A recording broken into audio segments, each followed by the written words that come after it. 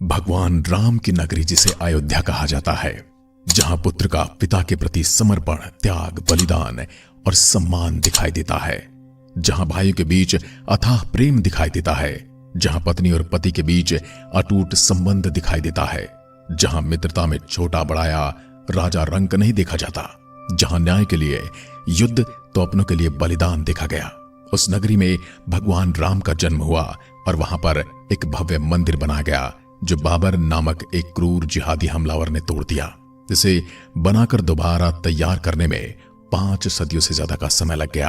पर क्या आप जानते हैं, जो मंदिर बाबर ने तोड़ा था वो मंदिर किसने बनाया था और कैसा था? अयोध्या नगरी, जो हजारों महापुरुषों की कर्म भूमि रही है और भगवान राम की जन्मभूमि। यह पवित्र भूमि हिंदुओं के लिए बहुत ज्यादा महत्वपूर्ण है। ये राम जन्मभूमि है। इस राम जन्मभूमि पर एक भव्य मंदिर बना था जिसे तोड़ दिया गया। आइए जानते हैं भव्य मंदिर किसने बनाया, कैसा था वह मंदिर।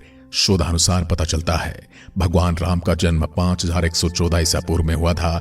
चैत्र मास की नवमी को राम नवमी के रूप में मनाया जाता है। अगस्त 2003 में पुरातत्विक विभाग के सर्वे में कहा गया कि जहां बाबरी मस्जिद बनी थी वहां मंदिर होने के संकेत मिले हैं। भूमि के अंदर दबे खंभे और अन्य अवशेष पर अंकित चिन्ह और मिली पॉटरी से मंदिर होने के सबूत मिले हैं। भारतीय पुरातत्व सर्वेक्षण द्वारा हर मिनट की वीडियोग्राफी और चित्रण किया गया है। इस खुदाई में कितनी दीवारें, फर्श और बराबर दूरी पर स्थित 50 खंभों के आधार की 2 कतारें पाई गई थी। एक शिव मंदिर भी दिखाई दिया। GPRS रिपोर्ट के अनुसार सर्वेक्षण विभाग की रिपोर्ट अब उच्च न्यायालय के रिकॉर्ड में दर्ज है।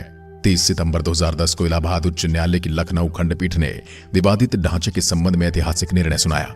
न्यायमूर्ति धर्मवीर शर्मा, न्यायमूर्ति सुधीर अग्रवाल एवं न्यायमूर्ति SU खान ने एक मत से माना कि जहां रामलला विराजमान है वहीं श्री राम की जन्मभूमि है। सबसे पहले जानते कि कैसी थी अयोध्या नगरी। अयोध्या पहले कौशल जनपद की राजधानी थी। वाल्मीकि कृत रामायण के बालकांड में इसका उल्लेख मिलता है कि अयोध्या 12 योजन लंबी और 3 योजन चौड़ी थी। वाल्मीकि रामायण में अयोध्यापुरी का वर्णन विस्तार से किया गया है। रामायण में अयोध्या नगरी के सरयू तट पर बसे होने और उस नगरी के भव्य एवं समृद्ध होने का उल्लेख मिलता है।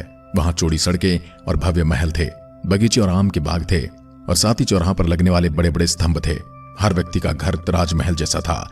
यह महापुरी 12 योजन यानी 96 मील चौड़ी थी। इस नगरी में सुंदर, लंबी और चौड़ी सड़कें थी। इंद्र की अमरावती नगर की तरह महाराजा दशरथ ने अयोध्यापुरी को सजाया था। क्या था जन्मभूमि का हाल? कहते हैं भगवान राम के जल समाधि लेने के पश्चात अयोध्या कुछ काल के लिए उजाड़ सी हो गई थी, लेकिन उनकी जन्मभूमि पर बना महल वैसे का वैसा ही था। भगवान श्री राम के पुत्र कुश ने एक बार पुनः राजधानी अयोध्या का पुनः निर्माण कराया। इस निर्माण के बाद सूर्यवंश की अगले 44 पीढ़ियों तक इसका अस्तित्व आखिरी राजा महाराजा ब्रद्वल तक अपने चरम पर रहा। कौशल राज ब्रद्वल की मृत्यु महाभारत युद्ध में अभिमन्यु के हाथों हुई थी और ये कौरवों की ओर से युद्ध लड़े थे। महाभारत के युद्ध के बाद अयोध्या उजाड़ सी हो गई, मगर श्री राम जन्मभूमि का अस्तित्व फिर भी बना रहा। मंदिर तोड़कर मस्जिद बनाई गई, ये तो आप सभी जानते हैं। बाबर के क्रूर सेनापति मीर बाकी ने वहां पर स्थित मंदिर को तोड़ा और उस पर एक मस्जिद का ढांचा खड़ा कर दिया। लेकिन क्या आप जानते हैं उस मंदिर को बनाया किसने था? इसके बाद यह उल्लेख मिलता है कि ईसा के लगभग 100 वर्ष पूर्व उज्जैन के चक्रवर्ती सम्राट विक्रमादित्य एक दिन आखेट करते हुए अयोध्या पहुंच गए, यानी कि शिकार खेलते हुए। विक्रमादित्य को इस भूमि में कुछ चमत्कार दिखाई देने लगे। तब उन्होंने खोज आरंभ की और पास के एक योगी व संतों की कृपा से उन्हें ज्ञात हुआ कि यह श्री राम की अवध भूमि है। उन संतों के निर्देश से सम्राट ने यहाँ एक भव्य मंदिर और साथ ही कूप, सरोवर, महल आदि बनवाए ताकि लोग जो यहाँ पूजा पाठ करने आए वो यहाँ पर खाना बना सके, पानी पी सके और यहाँ पर रैन बसेरा कर सके।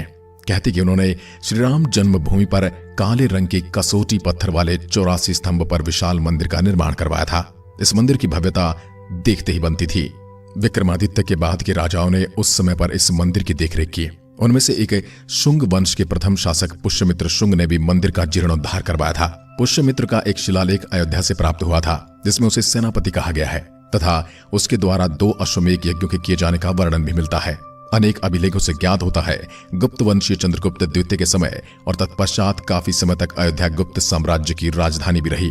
गुप्तकालीन महाकवि कालिदास ने अयोध्या और रघुवंश का कई बार उल्लेख किया है। अब इतिहास में इसके साक्ष्य क्या मौजूद थे? चीनी भिक्षु फाहयान ने यहाँ देखा कि कई बौद्ध मठों का रिकॉर्ड रखा गया है। यहाँ पर 7वीं शताब्दी में चीनी यात्री हेनसांग आया था।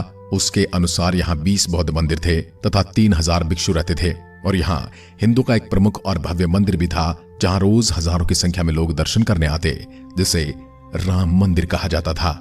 इसके बाद ईसा की 11वीं शताब्दी में कन्नौज नरेश जयचंद आया तो उसने मंदिर पर सम्राट विक्रमादित्य के प्रशस्ति शिलालेख को उखाड़कर अपना नाम लिखवा दिया। पानीपत के युद्ध के बाद जयचंद का भी अंत हो गया। इसके बाद भारतवर्ष पर आक्रांताओं का आक्रमण बढ़ता गया। आक्रमणकारियों ने काशी मथुरा के साथ ही अयोध्या में भी लूटपाट की और पुजारियों की हत्या कर मंदिर और मूर्तियां तोड़ने का क्रम जारी रखा। लेकिन 14वीं सदी के अंत में अयोध्या में राम मंदिर को तोड़ने में आक्रांता सफल नहीं हो पाए। विभिन्न आक्रमणों के बाद भी सभी तूफानों, झंझावातों और मुसीबतों को झेलते हुए श्री राम की जन्मभूमि पर बना भव्य मंदिर 14वीं शताब्दी तक बचा रहा और खड़ा रहा। कहते हैं सिकंदर लोदी के शासनकाल के दौरान यह मंदिर मौजूद था। अंततः 1527 से 28 में अयोध्या में स्थित भव्य मंदिर को तोड़ा गया और उसकी जगह बाबरी ढांचा खड़ा कर दिया गया। कहते हैं मुगल साम्राज्य के संस्थापक बाबर के एक सेनापति ने बिहार अभियान के समय अयोध्या में श्री राम के जन्म स्थान पर स्थित प्राचीन और भव्य मंदिर को तोड़कर एक मस्जिद का ढांचा खड़ा कर दिया, जो 1992 तक विद्यमान रही। बाबरनामा के अनुसार 1528 में अयोध्या पड़ाव के दौरान बाबर ने मस्जिद निर्माण का आदेश दिया था। परंतु अब एक सुखद समाचार है, वहां पर राम मंदिर का निर्माण हो रहा है।